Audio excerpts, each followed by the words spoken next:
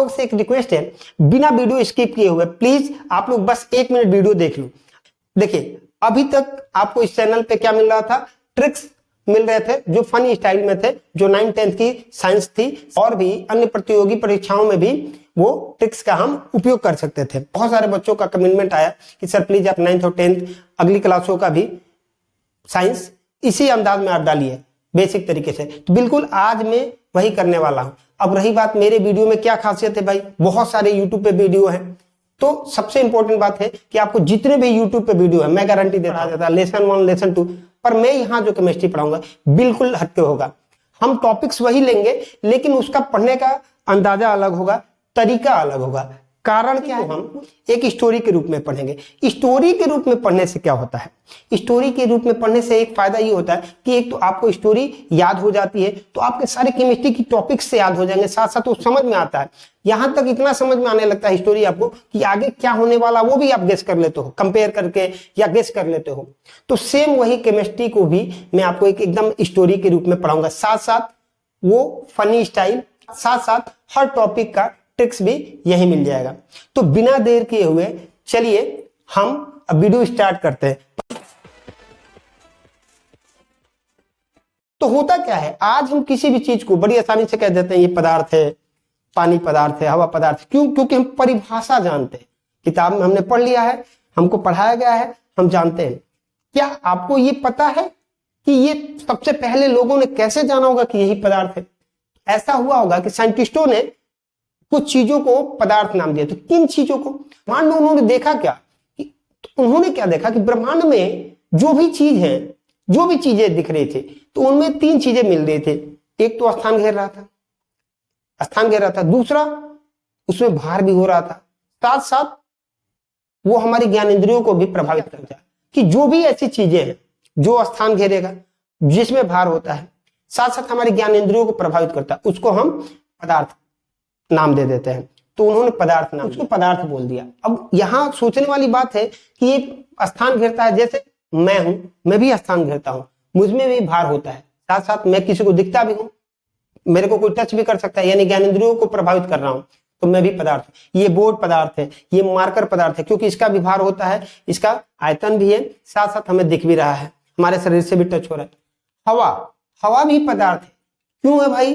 तो हवा क्या होता है, दिखता नहीं है, पर हमारे शरीर से क्या होता है, टच होकर जाता है। क्या त्वचा को प्रभावित करता है, तो पता चलता है कि कुछ गया है, त्वचा से छू कर जाता है। तो इस प्रकार से हमारे ज्ञानेंद्रियों को प्रभावित किया।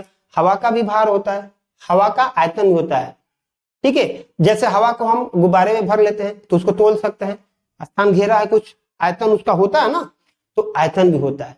हवा भी क्या है, पदार्थ है। उन्होंने क्या देखा कि कुछ ऐसे पदार्थ हैं जिनका आकार कैसे भी रख दो, कहीं भी रख दो, कहीं भी फेंक दो, नहीं बदलता है, तथा उसका आयतन भी नहीं बदलता है। इसका मतलब क्या है, जैसे ये मार्कर है, इस मार्कर को मैं यहां रख दूं या फिर मैं कहीं भी रख दूं, यहां रख दूं या फिर मैं कहीं फेंक दूं, तो भी इसका क्या होगा भैया, आकार नहीं बदलेगा। ऐसा है तो ऐसा ही रहेगा, इसका जितना आयतन होगा उतना ही आयतन, कहीं भी फेंक दूंगा इसका आयतन उतना ही रहेगा। तो इसका आयतन भी नहीं बदलता है। जैसे मैं हूं, जैसे ये बोर्ड, क्या देखा कि एक ऐसा पदार्थ मिल रहा है जिसका कहीं भी उसको कैसे भी रख दो, ना तो उसका आयतन बदलता है ना ही आकार बदलता है। यानी ये ऐसा बोर्ड दिख रहा है तो कहीं भी रखूंगा ऐसा ही दिखेगा, ठीक है।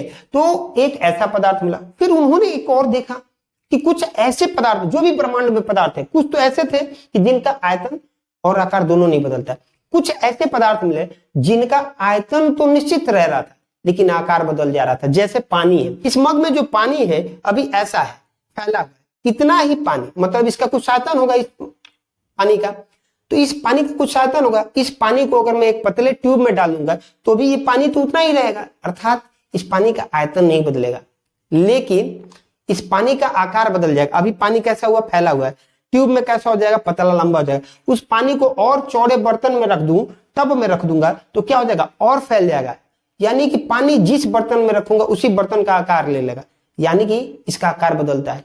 तो कुछ ऐसे पदार्थ है जिसका आकार बदल जा रहा था, लेकिन उसका आयतन नहीं बदल रहा था। पानी को मैं किसी भी चीज में डालूंगा तो जितना पानी, आधा लीटर पानी मग में है तो आधा लीटर वो कहीं भी रहेगा। उन्होंने इसी प्रकार से इस पदार्थ की अवस्थाओं को देखा, अलग अलग अवस्था में मिल रही थी। और ये अवस्था क्या थी, तो एक अवस्था ये थी कि जिसमें आयतन क्या था, निश्चित था। आयतन निश्चित का मतलब आयतन बदलता नहीं है, बदलता नहीं है, और आकार भी नहीं बदल रहा था। एक कंडीशन क्या देखा कि आयतन नहीं बदल रहा है, आयतन नहीं बदल रहा है, लेकिन आकार बदल जा रहा है, आकार बदल जा रहा है, जैसे पानी है। अब उन्होंने क्या देखा कि कुछ ऐसे भी पदार्थ है जिनका आकार भी बदल जाता है और आयतन भी बदल जाता है, जैसे हवा। कुछ ऐसे पदार्थ है जिनका आयतन भी बदल जा रहा है, आयतन भी बदल गया और आकार भी बदल गया। इस प्रकार से उन्होंने क्या कहा कि पदार्थ, ब्रह्मांड में जितने भी पदार्थ हैं वो 3 अवस्थाओं में पाए जाते हैं। कुछ के साथ ऐसे ही होते हैं, कुछ के साथ ऐसा, कुछ के साथ ऐसा होता है, कुछ के साथ ऐसा, कुछ के साथ ऐसा। तो उन्होंने कहा कि जिनका आयतन और आकार नहीं बदलता उसका नाम दे दिया ठोस।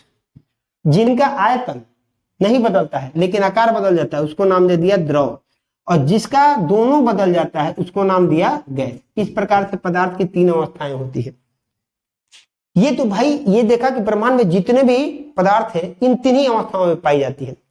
अब सबसे इंपॉर्टेंट बात है, जो अब हम अपने टॉपिक्स पे चल रहे हैं भाई, ध्यान दीजिए। तो अब क्या देखा उन्होंने कि ये जो पदार्थ है, चलो 3 अवस्थाओं में पाए जाते हैं, लेकिन ये जितने भी पदार्थ हैं इन्हीं 3 अवस्था में पाई जाएंगे। लेकिन जितने भी पदार्थ है ना, इन तीनों अवस्था में पाए तो जा रहे थे, लेकिन इसमें भी ये अलग अलग गुण रख रहे थे, अलग अलग गुण रख रहे थे। तो उन्होंने क्या देखा कि अलग अलग गुण रखने वाले भी पदार्थ हैं। तो उन्होंने कहा जो भी पदार्थ होगा इन्हीं 3 अवस्था में पाई जाएगी। लेकिन उनमें क्या था, अलग अलग गुण प्रदर्शित कर रहे थे।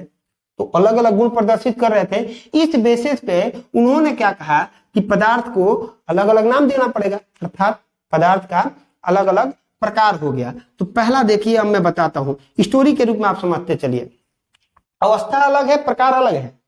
तो प्रकार क्या हुआ, तो पहले क्या हुआ, उन्होंने क्या देखा कि जितने भी पदार्थ हैं, कुछ पदार्थों का प्रत्येक भाग एक जैसा है, यानी कि प्रत्येक छोटा से छोटा भाग एक जैसा है। तो उन्होंने कहा ऐसे पदार्थ को क्या नाम दे दे भाई, तो उन्होंने कहा इसको तत्व नाम दे देते हैं। फिर उन्होंने क्या देखा, कुछ ऐसे पदार्थ हैं जो इसके जैसा नहीं था, तो कैसा था, तो इससे मिलकर बनता है, इससे मिलकर बनता है, तो उसको क्या नाम देंगे भाई, तो उसको कहा भाई कि जब ये इसके जैसा नहीं है, इससे मिलकर बन रहा है, तो उसको नाम दे दिया यौगिक। अभी बस स्टोरी समझिए। उन्होंने क्या देखा कि एक और पदार्थ है, एक तरीके का और गुण प्रदर्शित करने वाले पदार्थ है, जो तो ना इनके जैसा ना ही इनके जैसा है, और वो या तो इससे मिलकर बनता है या फिर इससे मिलकर या इन दोनों को मिलाकर बनता है, और उसको नाम दिया उन्होंने क्या, मिश्रण। उन्होंने क्या नाम दिया, मिश्रण। अब ये तो मेरी स्टोरी में हमने क्या देखा कि भाई जो स्थान घेरेगा, जो जिसमें भार होगा, जो हमारे ज्ञानेंद्रियों को प्रभावित करेगा, उसको पदार्थ कहते हैं। फिर उन्होंने क्या देखा कि ये जो पदार्थ होता है भाई, ये अलग अलग अवस्थाओं में पाया जा रहा है, अलग अलग कंडीशंस में है। तो अलग अलग कंडीशंस में थे, तो उन्होंने कहा जिसका ये होगा, आयतन और आकार दोनों निश्चित होगा, वो ठोस हो गया। जिसका आयतन निश्चित, आकार अनिश्चित, उसको द्रव बोल दिया भैया। और सबसे बड़ी बात, जिनका दोनों अनिश्चित है भैया, एकदम टाइटाई फिक्स है, को नाम दे दिया गैस। देखा कि ये चलो अवस्था तो 3 हो गई। अब देखा कि ये जितने भी पदार्थ 3 अवस्था में पाए जाते हैं, लेकिन इन टोटल सारे जो पदार्थ हैं ये अलग अलग गुण प्रदर्शित करते हैं। तो कुछ ऐसे पदार्थ है कि उसका छोटा से छोटा भाग, प्रत्येक भाग एक जैसा था, तो उस पदार्थ को क्या नाम दे दिया, तत्व। ऐसे पदार्थ है जो इसके जैसा नहीं है, इससे मिलकर बना है, यानी इससे मिलकर बना है, तो भाई उसका नाम तो अलग देना पड़ेगा, तो उसको नाम दिया यौगिक। फिर उन्होंने ऐसे भी पदार्थ देखे कि ना तो इसके जैसा था ना ही इसके जैसा था, लेकिन या तो इससे मिलकर बन रहा है या तो इससे बनता है या फिर इन दोनों को मिलाने से बनता है। तो कहा भाई ये भी तो पदार्थ ही होगा, पदार्थ से पदार्थ ही बनेगा, तो उसको नाम दे दिया मिश्रण। अब इसको शुद्ध रूप में परिभाषा पढ़ते हैं, जैसे अभी मैंने इनका बताया। तो देखो अभी हमने बताया कि तत्व क्या होता है, जो समान परमाणुओं से मिलकर बनता है उसको क्या बोलते हैं, तत्व। इसके बारे में, जो समान परमाणुओं से मिलकर बनता है, समान परमाणु यानी उसको प्रत्येक भाग, प्रत्येक परमाणु एक जैसा है, छोटा से छोटा कण जिसको परमाणु हम कहते हैं, प्रत्येक भाग एक जैसा है, तो जो समान परमाणुओं से मिलकर बनता है उसे तत्व बोला। अब क्या है, यौगिक इससे मिलकर बनता है, तो क्या कैसे भी बन जाएगा भैया, नहीं, कुछ स्पेशल कंडीशन था। ठीक है, कुछ स्पेशल कंडीशन क्या है, तो तत्वों से तो मिलकर बनता है, यानी दो या दो से अधिक तत्व कम से कम मिलेंगे। तो दो या दो से अधिक तत्वों के एक निश्चित अनुपात में साथ साथ रासायनिक संयोग से जो पदार्थ बनेगा, इस पदार्थ से ही ये पदार्थ बनेगा, लेकिन दो या दो से अधिक एक निश्चित अनुपात में तथा रासायनिक संयोग से बनने वाला जो पदार्थ होगा उसको यौगिक बोला। निश्चित अनुपात में, उन्होंने क्या बोला, निश्चित अनुपात में तथा रासायनिक संयोग से, रासायनिक संयोग से जो पदार्थ बनेगा उसको यौगिक बोला। तत्व क्या था, जो समान परमाणुओं से मिलकर बनता है, समान परमाणुओं से मिलकर बनता है। ठीक है, आज की डेट में 118 तत्व खोजे जा चुके हैं। तो अब 118 तत्व होते हैं। ये तत्वों का उदाहरण क्या होता है, हाइड्रोजन होता है, ऑक्सीजन होता है, नाइट्रोजन है, लिथियम है, बेरिलियम है, क्लोरीन है, बहुत सारे हैं। तो ये 118 है। अब यौगिक जो अभी देखा कि निश्चित अनुपात में दो या दो से तत्व अधिक मिलते हैं। जैसे मान लीजिए आप जानते हैं कि पानी क्या होता है भाई, पानी क्या होता है, पानी बनता है, पानी का एक अणु का सूत्र होता है H2O। यानी अभी जनरली भाषा में आप सुनते हो कि पानी कैसे बनता है, तो हाइड्रोजन और ऑक्सीजन के मिलाने से बनता है। क्या हाइड्रोजन और ऑक्सीजन कैसे भी मिला देंगे तो बन जाएगा? नहीं, बिल्कुल नहीं, ये गलत हो जाएगा भैया। एक निश्चित अनुपात में हो, यानी हाइड्रोजन और ऑक्सीजन का अनुपात निश्चित हो, यानी उनकी संख्या निश्चित हो, तभी एक पानी का अणु बनेगा। साथ साथ रासायनिक संयोग, केमिकल रिएक्शन भी होना जरूरी है। तो क्या होता है भाई, पानी तभी बनेगा जब उसमें हाइड्रोजन दो हो और ऑक्सीजन यहाँ कुछ नहीं है तो एक, ऑक्सीजन क्या हो, एक हो। पानी में हाइड्रोजन और ऑक्सीजन के परमाणुओं का अनुपात होता है, जो अनुपात होता है 2:1 होता है। यानी पानी तभी बनेगा जब हाइड्रोजन 2 हो और ऑक्सीजन 1 हो। अब मान लीजिए कि अगर मैं हाइड्रोजन 3 ले लिया और ऑक्सीजन 2, तो क्या ये बनेगा? हाइड्रोजन 3 के साथ आपको पता है कि एक ऑक्सीजन के साथ 2 हाइड्रोजन होता है, तो 2 हाइड्रोजन के साथ 4 होना चाहिए, 4 होना चाहिए ना। अर्थात ये हाइड्रोजन ऑक्सीजन तो मिल रहा है लेकिन पानी नहीं बनेगा, क्योंकि एक तो यहाँ पे हाइड्रोजन और ऑक्सीजन का अनुपात क्या है, 2:1 का नहीं है। अब मान लीजिए कि मैंने कहा कि हाइड्रोजन है, हाइड्रोजन 6 है और ऑक्सीजन 3 है, तो क्या बनेगा? तो देखिए, एक हाइड्रोजन, एक ऑक्सीजन पे 2 हाइड्रोजन, 3 पे 6, यानी कि ऑक्सीजन का दुगना है हाइड्रोजन, ऑक्सीजन का दुगना है। या फिर यूं कहें कि इसमें जब हम हाइड्रोजन और ऑक्सीजन का अनुपात निकालेंगे तो क्या हो जाएगा, 3 संबंधे क्या हो जाएगा, 6 संबंधे 3, और जब इससे भाग दोगे 3 दूनी 6, 2 संबंधे 1, यानी कि हाइड्रोजन और ऑक्सीजन का अनुपात हमेशा 2 संबंधे 1 का होना अनिवार्य है। अब यहाँ पे ये पानी बन रहा है, अर्थात पानी कितना बनता है तो आपको पता है कि इसको मैं ऐसे लिख सकता हूं क्या, H2O, यानी कि इसमें से 3 और इसमें से 3 कॉमन ले लो, यानी कि ये बन रहा है, पानी का अणु बना रहा है, कितना, 3 पानी का अणु। H2O पानी के एक अणु का सूत्र होता है। यहाँ पे इस प्रकार से ये होता है यौगिक की परिभाषा। अब रही बात मिश्रण, अभी हमने बताया या तो इससे बनता है या तो इससे बनता है, या दोनों को मिलाना है, कोई दिक्कत नहीं है। मिश्रण मिलावटी, ऐसे ही समझ में आ रहा, मिलावट बहुत है भैया, कैसे भी मिला दो, यानी 2 या 2 से अधिक तत्व या यौगिक किसी भी अनुपात में मिला दो। क्या कर दो भाई, किसी भी अनुपात में। और इसके लिए रासायनिक संयोग का भी जरूरी नहीं है, केमिकल रिएक्शन का भी जरूरी नहीं, किसी भी अनुपात में 2 कोई भी पदार्थ मिला दो, चाहे तत्वों को ही 2 मिला दो, 2 यौगिक को मिला दो, या तत्व या यौगिक को मिला दो, तो भैया मिश्रण बन जाएगा, इसके लिए कोई टेंशन नहीं है। स्टोरी के अनुसार तत्व एक क्या होगा, शुद्ध होगा। क्यों? क्योंकि ये प्योर शुद्ध है भाई, इसका प्रत्येक भाग एक जैसा होता है, जो समान परमाणुओं से मिलकर बना है, यानी इसमें कोई मिलावट नहीं होती है। ये हो जाएगा तत्व, तो ये हो जाएगा शुद्ध हो जाएगा। यौगिक, यौगिक में भी हमने क्या पढ़ा, एक निश्चित अनुपात में होना ही जरूरी है तथा रासायनिक संयोग का होना अनिवार्य है, अर्थात ये भी शुद्धता की गारंटी दे रहा है कुछ ना कुछ भैया। तो इस प्रकार से ये दोनों को हम क्या बोलते हैं, शुद्ध पदार्थ। क्या बोलते हैं, शुद्ध पदार्थ बोलते हैं, क्योंकि ये शुद्ध है। और ये तो ऐसे ही पता चल रहा है यार कि किसी भी अनुपात में मिला दो भैया, कैसे भी मिला दो तो मिलावटी है, यानी क्या है, अशुद्ध है। इस प्रकार से रियल में जो पदार्थ होता है 2 प्रकार का होता है, शुद्ध और एक अशुद्ध। शुद्ध जो होते हैं 2 प्रकार के होते हैं, तत्व और यौगिक, और अशुद्ध जो होता है एक ही प्रकार का होता है, मिश्र। अब यहाँ पे सोचने वाली बात है कि चलो ये समझ में आ गया कि इसको जो समान परमाणुओं से मिलकर बना हुआ उसको हमने तत्व नाम दे दिया। अब इसमें भी क्या देखा गया, इसमें भी अलग अलग लक्षण रखते हैं। जैसे जैसे हम जानवरों में भी कैटेगरी बांटते हैं, ये कुत्ता है और ये बिल्ली है। देखा जाता है कि भाई ये बुलडॉग है, ये पिटबुल है, ये जर्मन शेफर्ड है, अलग अलग गुण रखते हैं। जब अलग अलग गुण रखेंगे भाई, कुत्तों में भी अलग अलग गुण है, अलग अलग लक्षण है, तो उनका अलग अलग नाम देते हैं। सेम उसी तरीके से अब इसमें क्या देखा है कि पदार्थ 3 गुण तो रख रहे हैं कि भाई इसमें भी जो तत्व है ना, इसमें भी अलग अलग लक्षण रख रहे हैं, अलग अलग गुण रख रहे हैं। इस प्रकार से ये भी क्या हो गया, अलग अलग गुण रख रहे थे। तो क्या क्या गुण रख रहे थे, तो इन्होंने क्या देखा वो आगे आपको समझ में आएगा, बस मैं अभी स्टोरी समझा देता हूं। या कुछ ऐसे तत्व हैं जो इलेक्ट्रॉन क्या करते हैं, इलेक्ट्रॉन त्यागते हैं। कुछ क्या देखते हैं कि इलेक्ट्रॉन ग्रहण करते हैं। कुछ को क्या देखें कि ये दोनों का गुण रखते हैं, ये दोनों का गुण रखते हैं। तो कहा भैया ये तो अलग अलग लक्षण है, तो अलग अलग नाम दे देते हैं। तो इन्होंने कहा कि जो इलेक्ट्रॉन त्यागता है उसका नाम दे दिया धातु, जो इलेक्ट्रॉन ग्रहण करता है उसका नाम दे दिया अधातु, और जो दोनों का गुण रखेगा उसको नाम दे दिया उपधातु। इस प्रकार से तत्व भी 3 प्रकार का हो गया। सेम कंडीशन यौगिक में भी था। इन्होंने यौगिक में भी क्या देखा कि ये भी क्या है, अलग अलग गुण रखते हैं। तो इन्होंने भी अलग अलग 3 गुण रख रहे थे। यौगिक में भी, यौगिक वाले पदार्थ भी जो थे 3 गुण रख रहे थे। आदान प्रदान करते हैं, इलेक्ट्रॉन का क्या करते हैं, आदान प्रदान। ये क्या होता है आगे क्लियर होगा, आदान प्रदान करते हैं। कुछ ऐसे यौगिक हैं जो इलेक्ट्रॉन का क्या करते हैं, साझा करते हैं। तीसरे में क्या था, इन दोनों का गुण रख रहे थे। तो भैया ये दोनों का गुण रखने वाला मिल गया, तो इसको नाम दे दिया आयनिक। इसको क्या नाम दे दिया, आयनिक यौगिक। इसको नाम दे दिया सहसंयोजक यौगिक, इसको सहसंयोजक यौगिक, और इसको नाम दे दिया उप सहसंयोजक यौगिक। इस प्रकार से ये हमारे पदार्थ की कहानी खत्म हुई।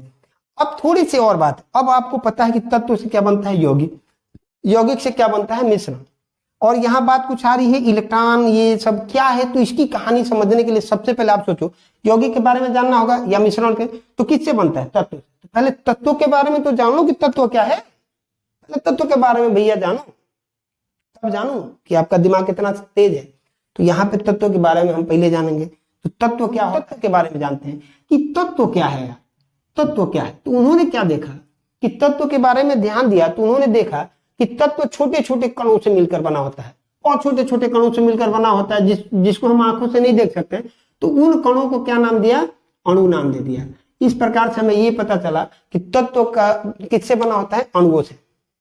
फिर आगे और भी चीजें हुई, चलो बेटा और देखते हैं कि क्या ये अणु भी किसी चीज से मिलकर बना है।